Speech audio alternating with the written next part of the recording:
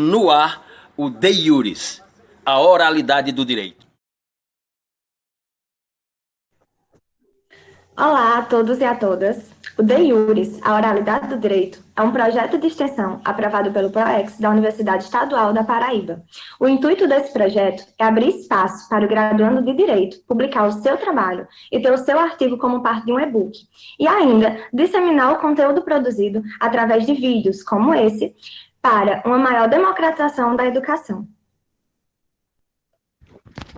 Hoje o artigo em análise ele vai tratar sobre o fenômeno do fanatismo político e a sua repercussão na escolha consciente do cidadão. A autora é Joana Pereira Alves, acadêmica de Direito da Universidade Estadual da Paraíba, que foi orientada pelo professor Antônio Roberto Faustino da Costa, doutor em Educação, mestre em Biblioteconomia e bacharel em Comunicação Social e Jornalismo pela Universidade Federal da Paraíba. Joana, você vai ter 15 minutos para a defesa do seu artigo. Após isso, nós teremos a intervenção da comissão científica e depois você terá a última fala, tá certo? Boa defesa. Só começar a apresentação aqui. Ok. Boa noite a todos. Meu nome é Joana, como já foi dito, sou estudante do 8º período de Direito aqui da casa, e eu vou falar para vocês justamente sobre fanatismo político e como ele interfere na escolha do cidadão.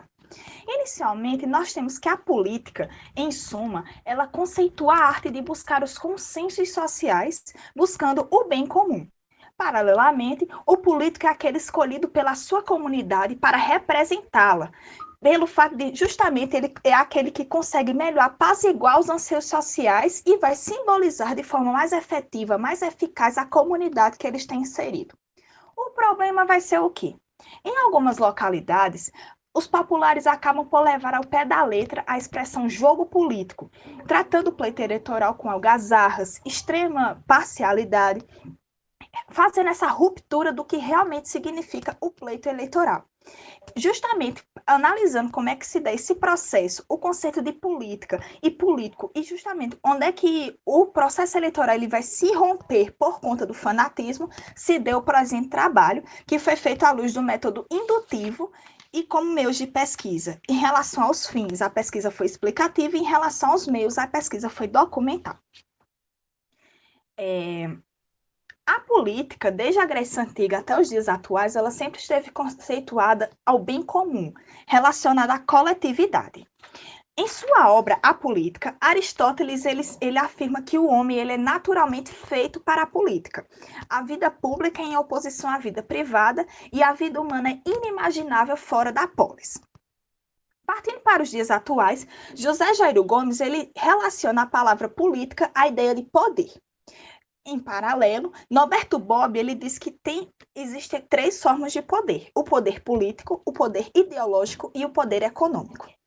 E o poder político ele se caracteriza pelo uso exclusivo da força, e vai ser justamente o emprego da força que vai impedir a insubordinação e evitar toda forma de desobediência.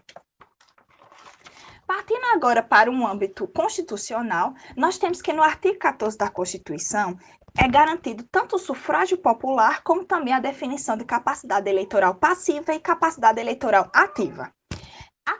Juntando o sufrágio com a capacidade eleitoral passiva, nós temos que cabe aos eleitores decidir os rumos que a sua localidade vai ter, escolher os políticos que vão reger ela.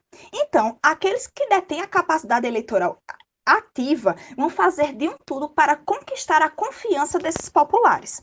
E esse processo de conquista vai se dar mediante diversas formas, inclusive com a exploração do poder ideológico. Visando a atenção dos ouvintes, que são justamente os eleitores, os políticos eles se apoiam na eloquência dos seus discursos, fazendo com que a emoção fale mais alto que a razão. E tudo é investido para atrair a atenção dos ouvintes, que são os eleitores.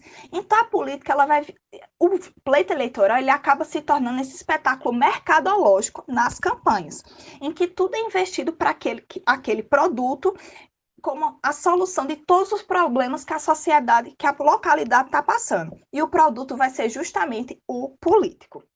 Em paralelo com essas ideias de Norberto Bobbio, está também as ideias de Max Weber, em Ensaios de Sociologia, em que ele caracteriza o poder carismático como aquele que detém o dom da graça.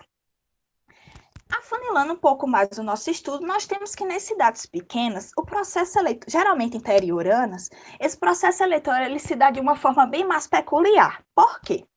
Geralmente pelo pequeno número populacional, os políticos eles têm um contato maior com a população. Geralmente tem aquela visita de casa em casa, conhece cada um pelo nome, e justamente por ter esse baixo número populacional, influencia a candidatura de apenas 2 pessoas, apenas 2 candidatos, o chamado bipartidarismo.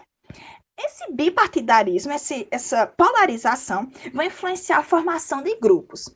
E é justamente a formação de grupos que vai ser um dos fatores que constroem o fanatismo, de acordo com Fernandes e Tanguy. Quais são esses fatores? Inicialmente, a formação de grupos que correspondem a determinadas sociedades, e cada um desse grupo vai criar um inimigo a ser combatido. E essa formação de grupos também é influenciada pelo poder das narrativas. Da mesma forma, cada grupo eles têm uma mentalidade coletiva com os mesmos valores e objetivos, abrindo mão assim de outras referências. Eles também vão lutar por benefícios comuns, como direitos civis ou até por catástrofes. E principalmente o último, que é o quê? Com o devido incentivo, as pessoas são capazes de fazer em grupo coisas que não fariam sozinha. A velha história de que a emoção vai falar mais alto que a razão. E é justamente aí que a gente vai ver a importância do poder ideológico na formação de um fanático. Que o fanático ele vai ser o quê? O fanático político é aquele que possui extrema devoção ao político ou à sua legenda, a ponto de este perder o seu bem-estar em nome de uma causa. É possível visualizar esses fenômenos não só em cidades de interior, mas também a nível nacional. E isso também já era trabalhado ainda no século XIX por Gustave Le Bon, quando ele escreveu A Psicologia das Multidões, que ele diz que nas grandes multidões acumula-se a estupidez em vez da inteligência. Na mentalidade coletiva, as aptidões intelectuais dos indivíduos e, consequentemente, suas personalidades se enfraquecem. E como exemplo do fanatismo a nível nacional, nós vemos a atual bipolarização do nosso país em esquerda e direita. Lembrando que aqui não se condena a livre manifestação de pensamento. A gente apenas alerta que a adesão cega a uma posição é altamente prejudicial à comunidade e à democracia. Isso também, a questão da eloquência dos discursos na formação de um fanático, é influenciada pela questão da propaganda, que também, segundo José Jairo Gomes, ele diz que a propaganda ela tende a despertar a simpatia ou a rejeição de ideias, tanto em âmbito religioso, político ou ideológico. E a questão das propagandas, elas ganharam um contorno muito maior no âmbito da internet. E até porque a internet, pela sua facilidade de veiculação e facilidade de informações, o fluxo de informações, trouxe também o advento das fake news, que são as notícias falsas. E a relação das fake news com o fanatismo, ela vai se dar a partir do momento de que o fanático, ele enxerga o seu líder como uma divindade. E o fanatismo ele faz cegar a ponto de distorcer informações. Porque o objetivo da fake news é exatamente isso, é a calúnia. É a destruição do poder que incomoda a fim de controlar a opinião pública.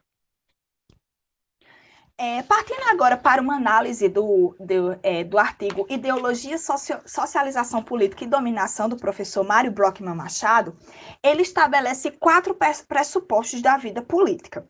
O que vai interessar para o nosso trabalho é o terceiro e o quarto. O terceiro, ele diz que os atores dominados do sistema representam uma constante ameaça para os atores dominantes. E justamente por isso, quarto pressuposto, que os atores dominados a todo momento vão tentar disseminar sua ideologia entre todos os atores dominados, manter um rationale, a fim de fazer a socialização política, impor sua ideologia e assim manter o poder. Nesse mesmo artigo, Brockman também faz uma importante consideração acerca do bipartidarismo, quando ele diz que o bipartidarismo ele mantém essa estabilidade política que apenas beneficia os atores dominantes. E é essa estabilidade que favorece a conjuntura política existente e, assim, mantém o poder. Uma importante comparação que nós fazemos com Brockman aqui no nosso estudo, entre essa questão de bipartidarismo e bipolarização, é o critério de diferenciação política entre amigo e inimigo de Carl Schmitt, em que o inimigo, ele não necessariamente é aquele mal, não é o ruim, é apenas o outro, o que pensa diferente, o desconhecido. Com isso, por fim, a gente convida, ao final, a fazer algumas constantes reflexões, não só no nosso trabalho, mas também para depois. Por exemplo, as nossas convicções, elas nos libertam ou nos aprisionam? Até que ponto as nossas crenças nos deixam cegos a outras ideias? E qual o limite moral e legal de se autopromover e utilizar dos eleitores que nem sempre possuem um senso crítico completo para a permanência do poder? E é com essas reflexões que eu encerro aqui. Muito obrigada.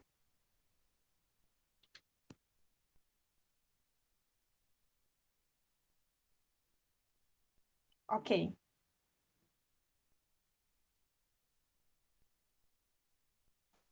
Suas considerações, professor Luciano?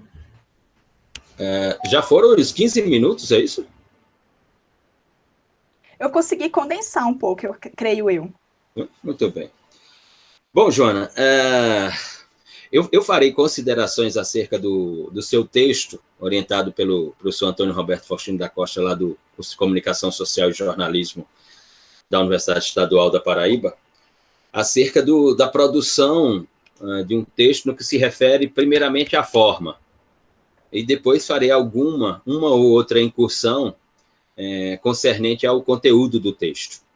Certo.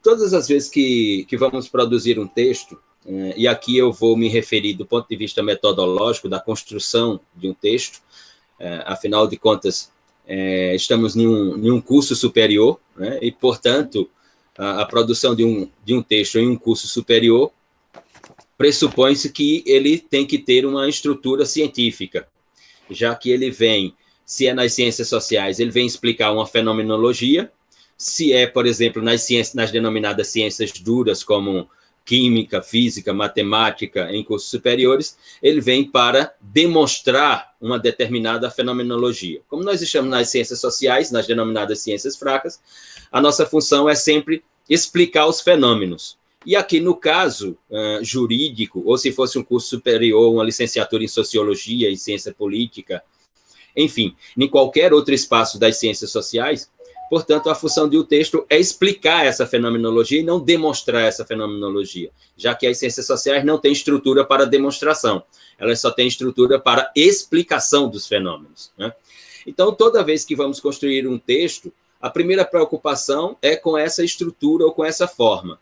E há três, dentre os elementos constitutivos de um texto, há três que são particulares. E aqui eu vou me referir, já abrindo um parênteses, a essa construção, desde que ela não seja dentro de uma construção de uma grande teoria que passou a ser visível a partir dos anos 20, dos anos 30 nos Estados Unidos, depois dos anos 40, anos 50 na Alemanha, que é a denominada teoria dos sistemas. Falo isso porque, recentemente, Rafael de Jorge escreveu um texto publicado na Revista de Direito da UNB, da Universidade Nacional de Brasília, em que ele faz uma proposta de toda uma reformulação da construção de um texto, mas dentro de uma teoria dos sistemas. Não é o caso aqui que nós vamos analisar, e sim em uma outra perspectiva. Então, eu vou fechar o meu parênteses. Então, na construção de um texto, do ponto de vista dessa estrutura metodológica, dentre todos os elementos constitutivos, tem três que eles são fundamentais. O primeiro deles é o problema que você procura abordar acerca da fenomenologia. Uhum. O segundo são os objetivos relacionados ao problema que observa essa fenomenologia. E o terceiro, sem dúvida, o mais relevante, é a metodologia a ser empregada na construção do texto, ou a metodologia, ou a própria construção metodológica. Então, aqui eu teria três elementos irrenunciáveis para a construção de um texto.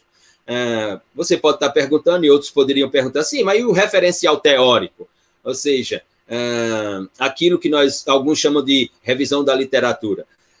O referencial teórico, ou seja, aquilo que nós vamos chamar de argumentos de outros autores, não é mais importante do que o problema, não é mais importante do que os objetivos formulados pelo autor do texto para a pesquisa, não é mais importante do que a metodologia. Aliás, diria eu que o ponto fundamental de qualquer construção de um texto é ou deve partir da escolha metodológica. Porque, na minha opinião, toda construção deve partir dessa estrutura chamada metodologia, no sentido de que, sem a metodologia, não há como eu construir uma hipótese de resolução para o problema que eu estou imaginando que existe naquela fenomenologia. Sem a metodologia, não há como eu construir os objetivos, alcançar os objetivos que estarão ali observando qual é o problema relacionado à fenomenologia. Então, a metodologia, como dizia um certo rapaz que me parece ele ainda é importante nas construções metodológicas, chamado Hans Kelsen, a metodologia é o ponto de partida e é o ponto de chegada para qualquer construção científica. Aliás, muito antes de Kelsen, outros grandes autores na história das ciências afirmaram que sem metodologia não há ciência. Né? Então, portanto, ela é, digamos assim, o ponto central de qualquer construção. Então, vamos ao seu artigo propriamente dito, do ponto de vista dessa forma, digamos assim. E eu vou iniciar, e aqui o que eu vou falar, e os pontos aos quais eu vou me referir, é no sentido de sugestão para outras produções suas. Não estarei aqui de maneira alguma deslegitimando o seu trabalho, pelo contrário, não é essa, digamos assim, não é essa a objetividade. A objetividade é mostrar que na produção de um texto ou de uma pesquisa, né, há formas que elas não podem ser desconsideradas para que você tenha um resultado final, para que você tenha um produto chamado artigo, chamado capítulo de livro, chamado livro, enfim, para que você tenha um produto final chamado texto realizado, texto concluído. Então, o primeiro ponto, no que se refere à forma, quando se vai se escrever sobre uma fenomenologia, é informar para o leitor, seja no resumo do texto, naquele ponto denominado de resumo do texto, seja no primeiro ponto da construção do texto, denominado de introdução, considerações iniciais, considerações primeiras, etc., é mostrar para o leitor qual foi a motivação para a construção daquele texto. Por que é que o leitor tem que ler aquele texto? Então, o leitor, para se sentir cativado a ler aquele texto, ele precisa saber qual foi a motivação que levou você a escolher aquele tema. Ou seja, por que Joana escolheu a ideia do fanatismo dentro de uma grande área chamada política? Como é que Joana observou que na política existe uma fenomenologia chamada fanatismo e que vamos nominá-la de fanatismo político? E mais ainda, fanatismo político dentro de um código binário, porque é um fanatismo político A e é um fanatismo político B que se degladiam dentro de uma área maior ou de uma grande área denominada de política. Ou seja, o leitor precisa ser informado por que é que você escolheu isto, qual é a motivação, né? Se o leitor pega o seu texto e ele vai no resumo e ele identifica isso cativa o leitor, porque ele se sente informado, primeiramente. Depois, no resumo e na introdução ou nas considerações iniciais, você tem que traduzir a justificativa pela qual você está escrevendo sobre aquilo.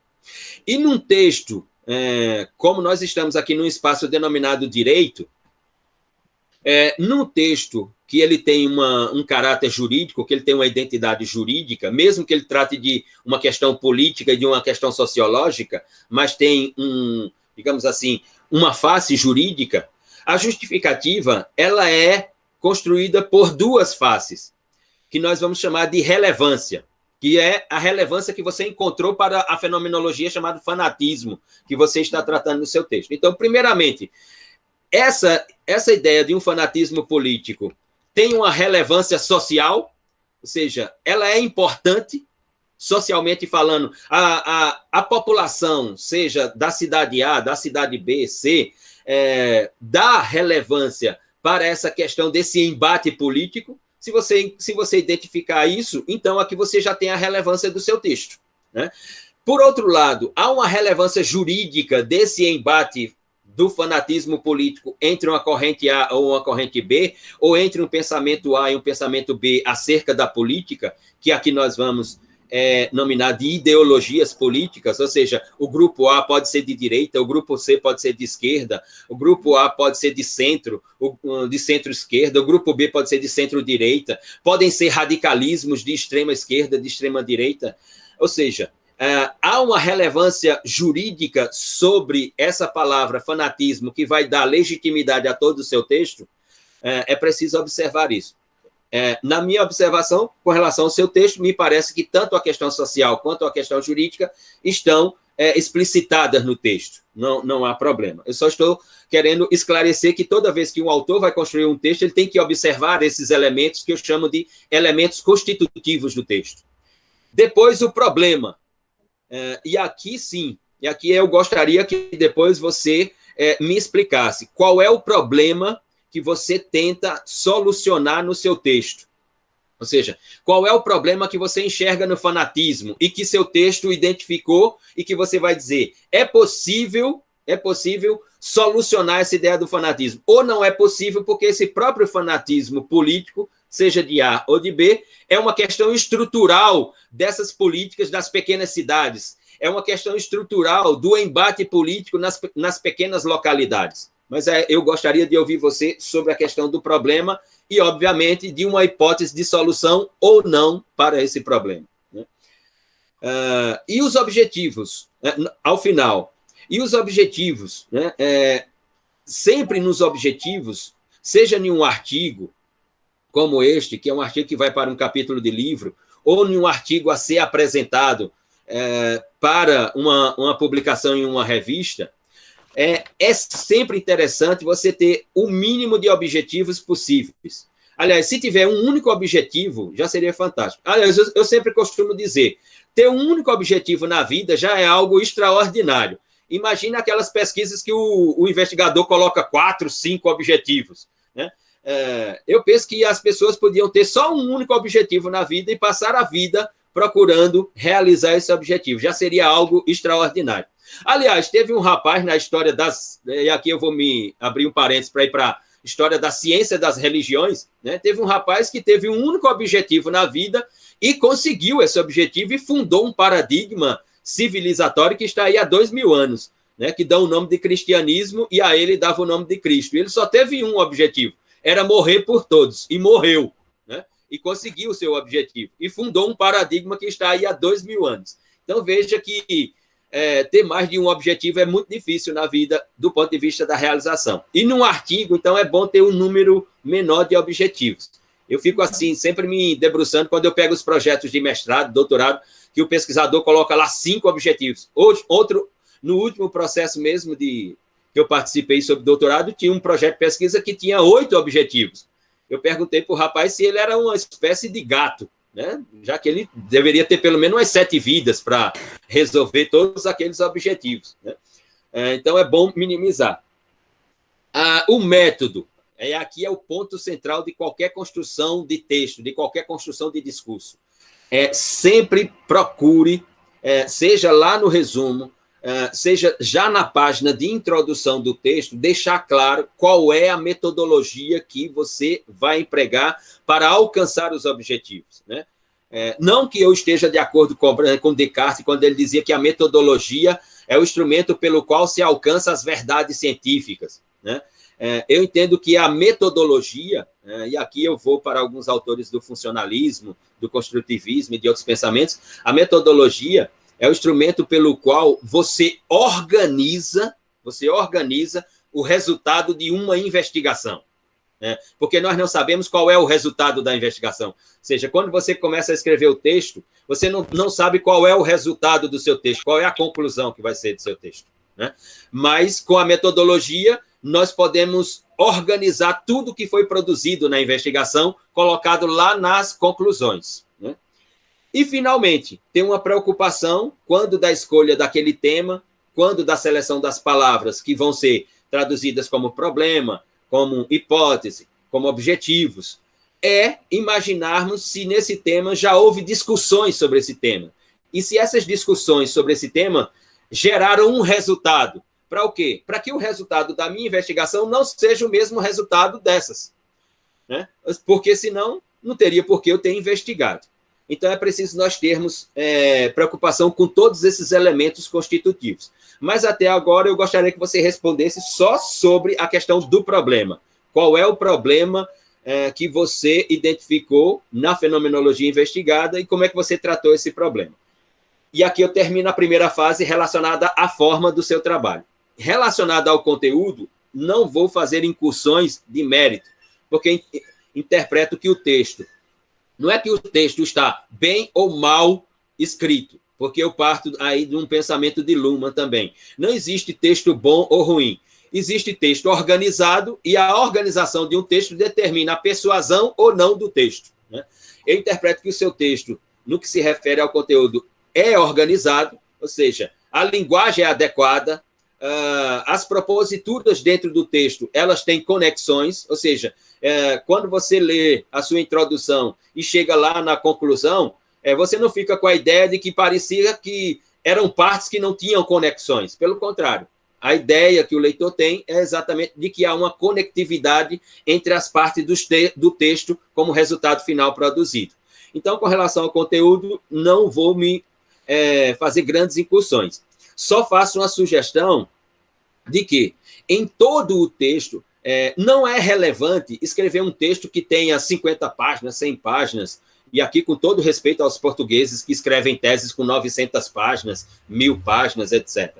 É importante saber que em um texto tem que ter palavras-chave que persuadem o leitor. E essas palavras-chave são elas que constroem a conectividade entre as partes dos textos. Ou seja, as palavras-chave são elas que dão sentido entre um parágrafo e outro do texto. Então, há uma palavra-chave no seu texto que ela é irrenunciável, que é a palavra fanatismo. Então, para outras escrituras, quando se você voltar a essa fenomenologia fanatismo, procure explicar essa palavra, ou seja, procure dar uma explicação etimológica dessa palavra. O que significa fanatismo? Qual é, como diziam os grandes léxicos da palavra no Brasil, por exemplo, aquele rapaz lá de Alagoas chamado Aurélio, que inclusive escreveu um dicionário, né? É preciso explicar esta palavra para o leitor, porque quando você explica essa palavra para o leitor, é como se você estivesse dando propriedade ao leitor de agora ele ter um novo conhecimento, porque os autores, em regra, não têm preocupação com as palavras. Escrevem uma palavra, o leitor lê aquela palavra, passa pela palavra e vai embora. Quando o leitor se depara com uma palavra que o autor explica essa palavra, isso enriquece o aculturamento do leitor, e ele se sente bem com isso. Porque aí ele vai sair do seu texto e aí ele vai chegar lá na padaria e vai dizer assim, sabe o que quer significar fanatismo? E aí o outro vai dizer, não sei, eu vou explicar para você o que é fanatismo. E aí ele vai sair da padaria, aí ele vai lá na bodega de Dona Lia, né, tomar uma cachaça, e aí ele vai dizer, Luciano, você sabe o que quer dizer fanatismo? Eu disse, não sei não. Disse, etimologicamente, fanatismo significa... E aí ele começa a dar uma aula. E ele se sente rico culturalmente com isso. Isso é importante para as pessoas. Aliás, isso é importante para qualquer ser humano. Né? Então, note quais são as palavras-chave na produção do seu texto, ou nas próximas produções de textos seus, e explique isso. Por exemplo, palavra fanatismo. Puxa uma nota de rodapé lá embaixo e dê uma explicação sobre fanatismo. Né? Nesse sentido que eu me refiro. E com relação às ideologias políticas, identicamente. Né? Faço explicação sobre as ideologias políticas. Por exemplo, o que é ideologia política? Né? O que é ideologia político-partidária? Né? Quando você vai estar falando de dois lados, não num artigo como esse, porque não há espaço, mas, por exemplo, numa proposta estrito sensu. Se você vai falar de fanatismo político entre dois grupos políticos, numa proposta de projeto de pesquisa em estrito sensu, então explicar que grupo A é de um fanatismo de centro-direita ou de extrema-direita, e isso nasceu assim, isso tem um significado, isso tem um sentido, isso tem uma memória. E, do outro lado, a mesma coisa. Nesse sentido que eu me refiro. E agora a palavra é sua. Estão me ouvindo? Claro. Então, em relação à problemática, imagina assim que qual foi o meu ponto de partida? É que eu moro numa cidade interior e eu vejo o processo eleitoral, o pleito eleitoral, muitas vezes corrompido por pessoas que são fanáticas, que são cegas à sua ideologia. Elas se recusam a escutar o outro, elas se recusam a escutar novas propostas, porque ela tem aquela ideia enraizada e não tendem a escutar outras coisas. E justamente essa é a problemática. Até que ponto o pleito eleitoral ele se rompe por conta do fanatismo? E nesse artigo eu me propus a fazer um estudo um pouco mais aprofundado. De que, primeiro, o que é política? Segundo, o que é político? E é justamente isso que Aristóteles ele vai explicar muito bem, quando ele diz que ele diz que é inimaginável a vida humana fora da polis. Ou seja, isso está na gente porque nós somos animais políticos. Então a problemática vai ser justamente essa, o porquê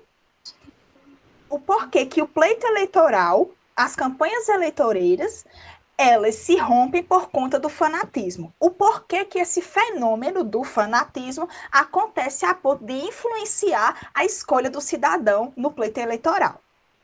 Em relação às possíveis soluções, inicialmente poderiam até ser um pouco clichê quando dizia aqui que é a questão da educação.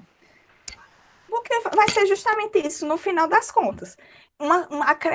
Uma construção do senso crítico na população para que elas saibam discernir toda informação que chega até ela.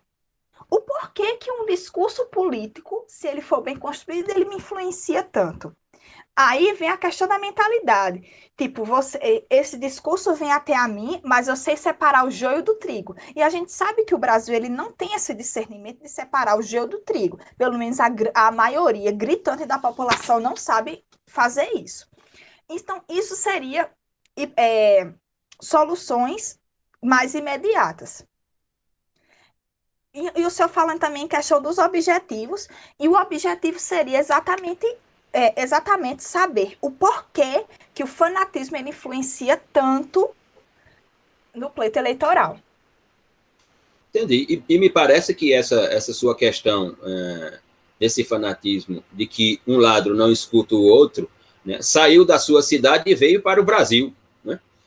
Exato.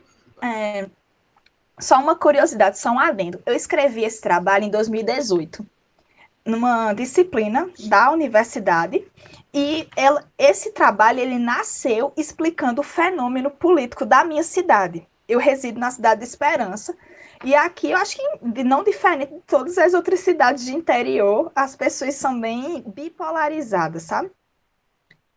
Então é uma esperança fanática, né? Exatamente. Muito bem. Aí, quando me propus, eu vi a proposta aí do projeto, eu quis também trazer, mas eu não queria me restringir à minha cidade, até porque após desde o processo de impeachment, a gente vê as pessoas estão mais fanáticas. A gente via na tampa da entrada de abastecimento do carro, adesivos da ex-presidenta de pernas abertas.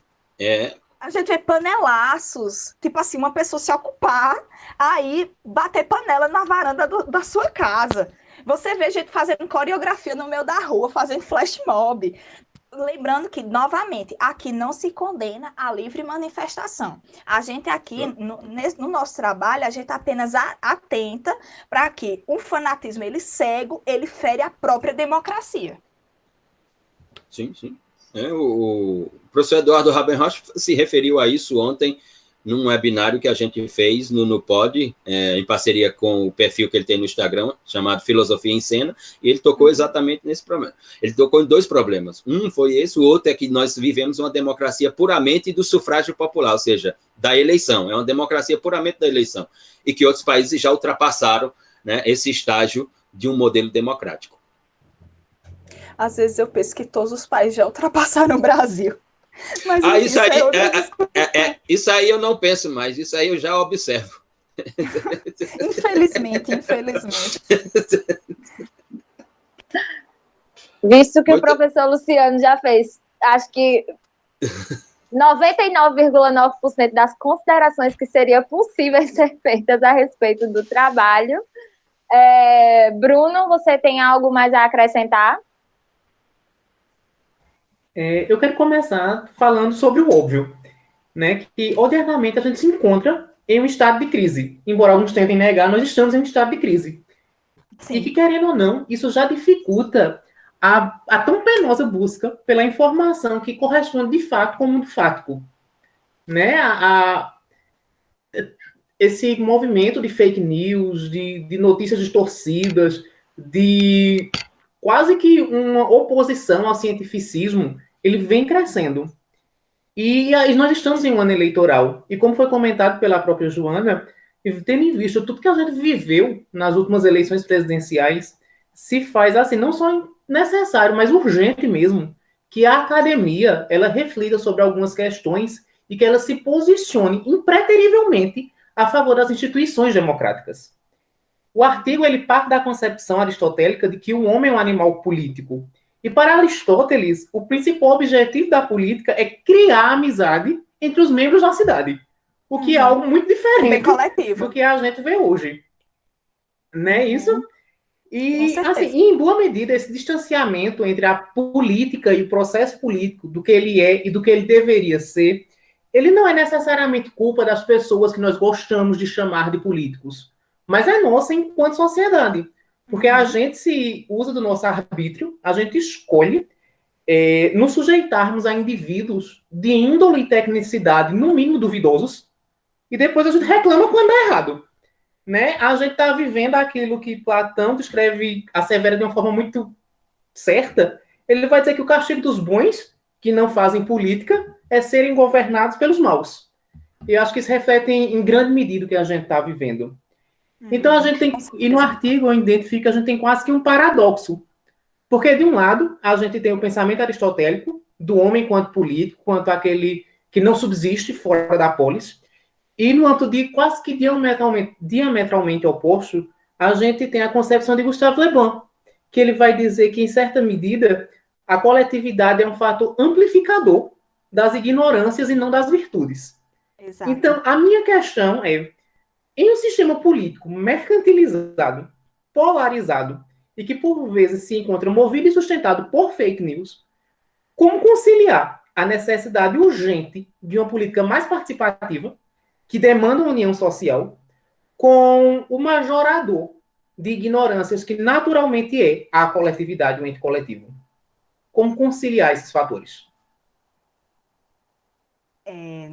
Uma pergunta para mim, né, óbvio. Então, como eu vou te utilizar essa mesma pergunta, a mesma resposta que eu fiz para o professor Luciano. Falta no Brasil senso crítico. Falta no Brasil. E é justamente essa falta de senso crítico que dá relevância às fake news, à calúnia, à ideologia que os atores dominantes fazem sobre os atores dominados.